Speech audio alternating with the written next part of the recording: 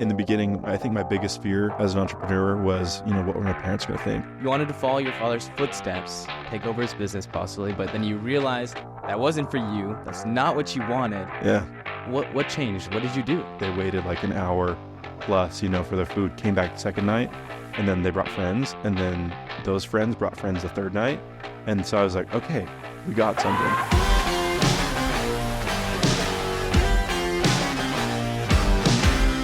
Welcome everyone to the show.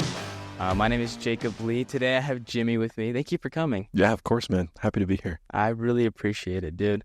I have loved your app Saver. Thank you. I've been following it since it was Budget Bites. I remember you came and presented in Corbin's class. Yep. So I've been a consumer. A fan. Yeah, a fan for a long time. Let's go.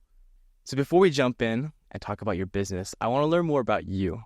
Yeah. And just where you came from and why you wanted to be an entrepreneur. Totally. I'm from Texas originally, so Houston. My dad's an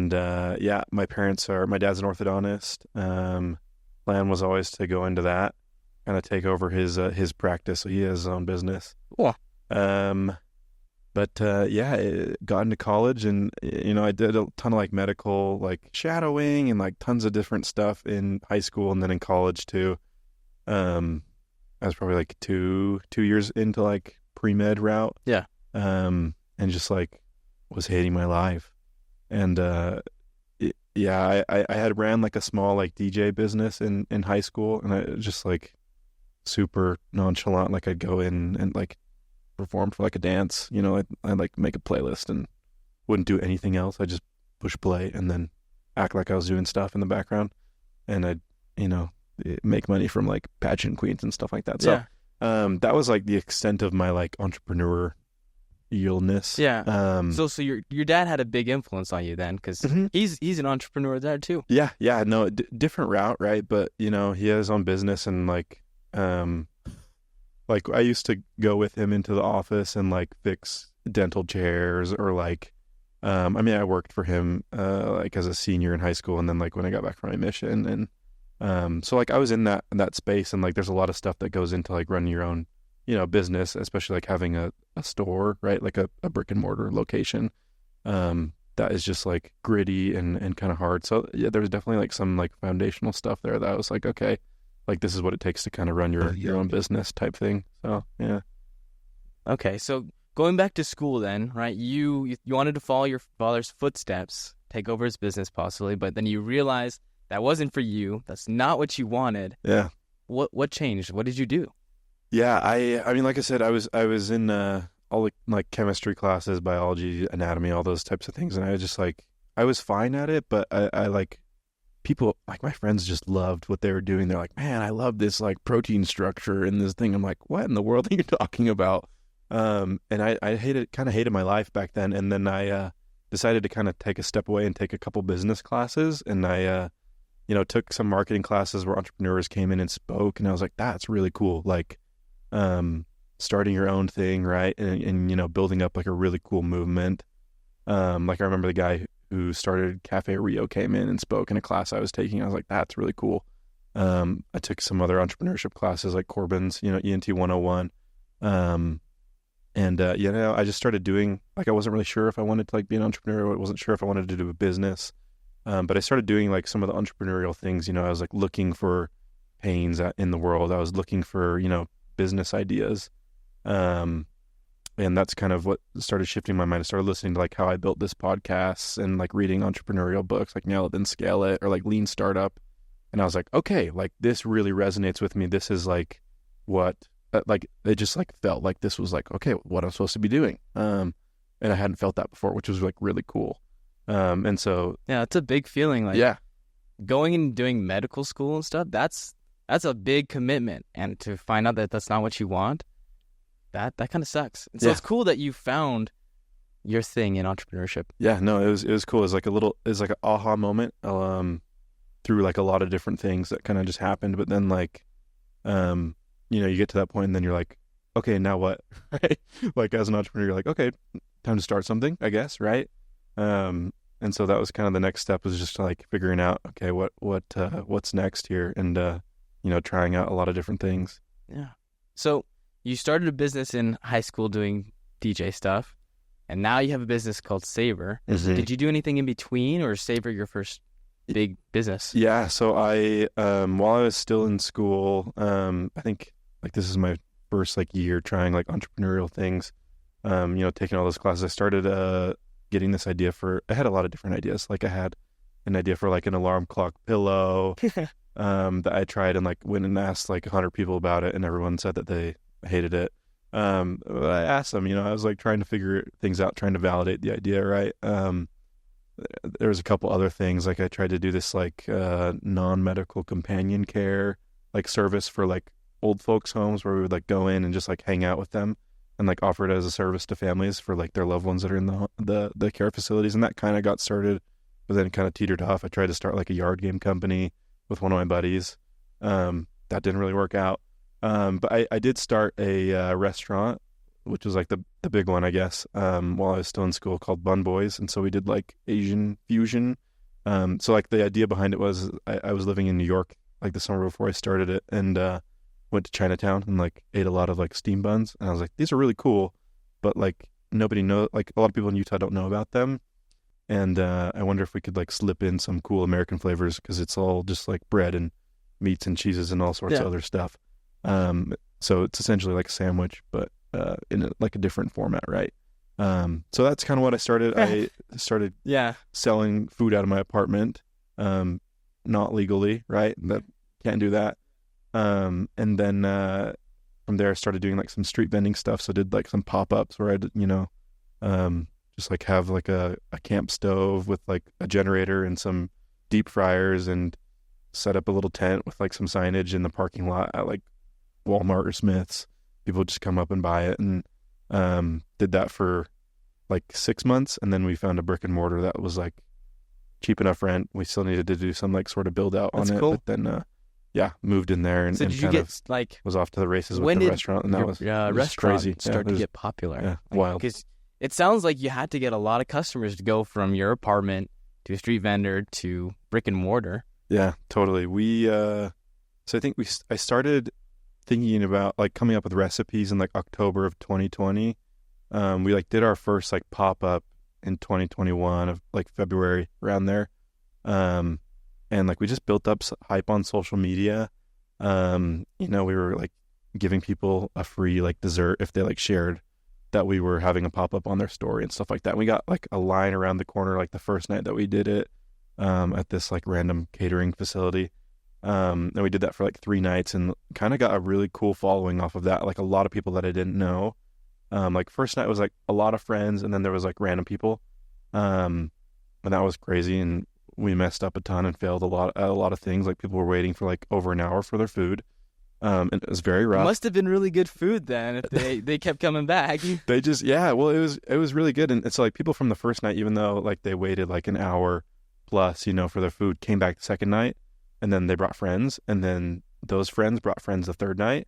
And so I was like, okay, we got something, and then from there, we just started posting on Instagram whenever I had a chance, because I was still doing school. I was like, okay, how do I balance this? Whenever I had just like a second, I'd be like, okay, guys, we're doing it like this Friday. We're launching our another pop-up, or we're doing something, a street vending, or we're, catering this event, come and buy food and stuff like that. So, that's kind of how we got momentum starting. And then, all throughout that rest of the year, and then over the summer, just street vending was the name of the game, and kind of built up a good following and enough money to like put some money into like buying legit equipment and like getting all the licensing and stuff like that.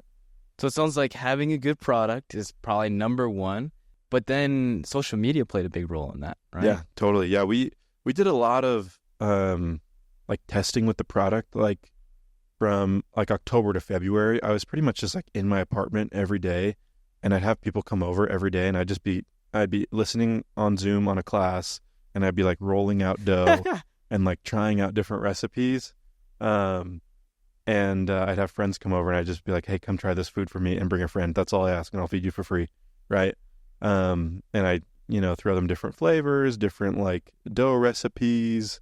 And that's kind of how we got started. And once we people would like take a bite and they're like, oh my gosh, like this is really good. I was like, okay, we You got knew it. you made it. Yeah, I knew we had something.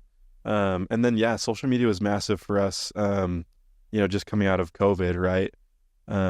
Most people weren't doing a lot of things like in person.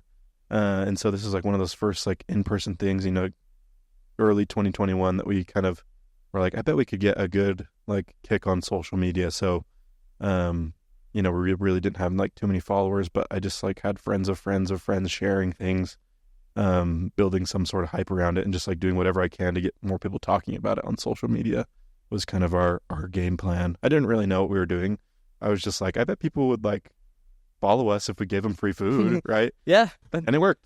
So, that's cool. yeah, but it did play a big role for us in the beginning. And then, as we kept growing, it was still one of those like main things that we did as far as like marketing goes is like we just pumped a lot of time into like good photos and, making cool content that people liked and, kind of growing our addiction of people there. Yeah. So, yeah. Well, that's cool. So what happened to Buns Boys now? You're not with them anymore, right? Yeah, so in let me think, September 2023, I was kind of starting. So let me fast forward a little bit. February 2023, I had the idea for Savor. It was called Budget Bites at the time, and started putting a lot of time and effort into like that business, because I thought it could like really, really go. I thought the restaurant was going to do great. It was just like this thing that I had started and I didn't know what it was going to be. Right. And people would be like, do you want a franchise? Do you want to like, sell it to another business and have it grow for you? Like, do you want to do corporate owned stores? I have no idea. Right. We're just doing stuff. I'm just making buttons. Right. Just a thing. It's paying for my rent and we're doing it. Right. But I felt like, a tech company could be really cool to grow. And, I feel like I had a lot of, industry expertise. So in February 2023, I started, kind of putting work into what is now Savor. And it started taking up like way too much of my time. I was like trying to balance finishing up school and essentially like running two businesses or starting one and then running one that's still a startup, right? Which is still really tough. Like we didn't have everything figured out. And so it just got like, there's this time thing for me. And so I ended up, coming up on a year here, like September, October 2023.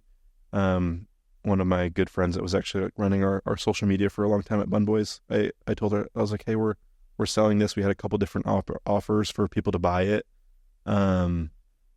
Ended up selling the business to one of my friends. I still have like a little piece of it. We get like a little royalty, but that's awesome. So I still stay a little bit involved there, but I just wanted to like focus and go full in on Savor and just like put all my energy and time into that. And so that's kind of what led to, handing it off to another friend. My main priorities were like, I want it to go to a good home, like almost like I was giving away like a dog or something. Yeah, it's like your baby. It's my baby. Yeah. Right. So I wanted to, give it to a good person that I knew was going to like keep the recipes, and still try and build up the business. And I want it to survive, like I built this thing, over, 2-3 years. And so that's kind of what happened with Bun Boys. Yeah. So you sold it then, right? Okay. Mm-hmm. Yeah. Did you use those funds to fund your next idea, or how did you get your next idea off the ground? Yeah. So we took some of the money from the sale of Bun Boys. Frankly, we had a lot of stuff that like there were some challenging times where we had some debts we needed to clean up with Bun Boys, and so I was using some of that money to pay for those things. And then you used a little bit of capital to kind of hire our first software people, and then we raised some money from some friends and family. Like, so my dad put some money into the business, and a couple other friends did too, which is so fun because in the beginning, like I think my biggest fear, like as an entrepreneur, was what were my parents going to think? Like, this was what I was signing up for. They're paying for my school. Yeah. Like the plan was go to dental school, come back home, take over the practice, and here I am, not telling them that I'm dropping these classes and I'm actually starting a restaurant. as well. And, they took it really well at the time, but then meant a lot for them to, put money into a new business that I was starting because they didn't put anything into the Also, to they the invested restaurant. in Savor then. Yeah, Or so they Budget invested in Bites at Saver. the time. Yeah, it was Budget Bites at the time, but yeah, so they put some money in, Wow. which was really cool. Did you get any other investors? Yeah, we had some like friends. I'd made some connections like through BYU to just like some other angel investors, and pitched them the idea for it, and they really liked it, and they were like, "Hey, you have industry experience. You clearly you can work and figure stuff out. Yeah. Starting restaurants not easy." So luckily they trusted me. I somehow convinced them to give me some money, and yeah, we used that to kind of get the software side of things started while I was working on getting restaurants signed up and figuring out like our marketing strategy Right. for everything else. And yeah. So what exactly is Savor then? Yeah, so Savor is it's an app for people to explore new restaurants, and they do that by getting a really good deal on food. So it's a half price takeout app. So everything that they do through the app is half price right now, and it's all pickup. So our biggest goal is to get people into restaurants and get them trying new places that they wouldn't have otherwise tried if it weren't through the app. And so, I mean, a lot of people, like, things are really expensive right now. Can't really eat out. They don't want to risk going to a new place and paying $20 for a meal if they don't know it's going to be good. And so we give them the chance to pay $10 and find out that it's good, and then go back and repeat purchase. And so that's what Savor is, and more than anything is just like a way for restaurants to get people into their restaurant in like a really on-demand way. It's all flash sale driven. So it's like sale will go up for the next hour, and there's 10 cheeseburgers available at half price for the next hour, first come, first serve. So, we build off of like scarcity and urgency, getting people to buy. Yeah. So what has been like the biggest challenge in this new venture? Right? Obviously, it's a little bit, actually, it's probably way different than a restaurant. It's a software business now. Totally different. So it's way more like mentally demanding. There's a lot of different unique problems that we have to solve. There's two sides of our business. Not just like I have one customer. It's I have to go and make sure the restaurants are happy and make sure our users are happy on the other end, right? And everything's working seamlessly in there. And I am not very technical. I had like very minor coding experience, and so that was one of my biggest challenges, just like figuring out, okay, what do we exactly need, from like a software development standpoint, and who to go to. Like for example, we used a dev shop is what it's called, right? Outsourced devs from a different country. And that was kind of a rough experience for us as we got started. Just like the code wasn't that good. And, our app kept crashing all the time. And there's still like things that we deal with all the time, but it's new, right? And I didn't know like what I was getting myself into really. Yeah. But yeah, it's totally different. It's not like I'm putting in 18-hour days in the restaurant anymore. It's like, I'm putting in the same amount of time, but I'm in an office. I'm talking to restaurants. I'm talking to people, trying to like figure out what problems we need to solve on those ends. So different, hard for sure. Yeah. So I recently heard that you got married. Congrats. Yeah, thanks. Yeah, I'm married. That's awesome. How do you balance your business and your new relationship? I think, it's tough. Like being married's amazing, right? It's the best thing in the world. And my wife, Peyton, she's incredible. She gives me a lot of grace. And I think a lot of it comes down to, like having those hard conversations where it's like, hey, this is what I'm building. And, balancing her dreams with my dreams. And I try to put as much time as I can into her stuff, and she puts as much time as she can into my stuff. And a lot of times it's like, hey, I'm just going to be okay with you being home at like 9:00, right? Yeah. Leaving at like 7 a.m, and then getting home really late, right? And there's like a lot of just like talking about expectations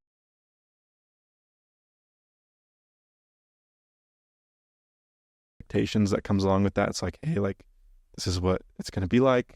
Are you okay with that? And luckily, she is very entrepreneurial herself, so she gets it. She understands like that, and there's times when I'm like solely devoted to the business, and she knows that during the day, right? And there's times I come home and I'm only focused on her and our relationship, and so it's definitely tough. But I think setting right expectations and like having those hard conversations and like picking somebody that is really understanding, gives you a ton of grace, and is very supportive is super super key when it comes to just being an entrepreneur and having a family.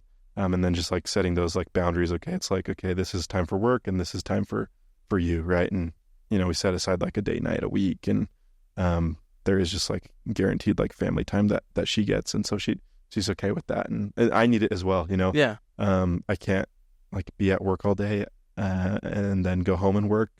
Sometimes you need to, but there has to be like some sort of separation for you to be like okay and not burn out, especially with a family. And it's like the more I'm like open with her and I'm a better communicator with her, and the more I can just like tell her what's going on during my day and like set those expectations, the more she's able to support me, and I can like lean on her, and she like uplifts me and refreshes like my energy and my attitude and my outlook towards the business. And so that's really cool. Vision for the future.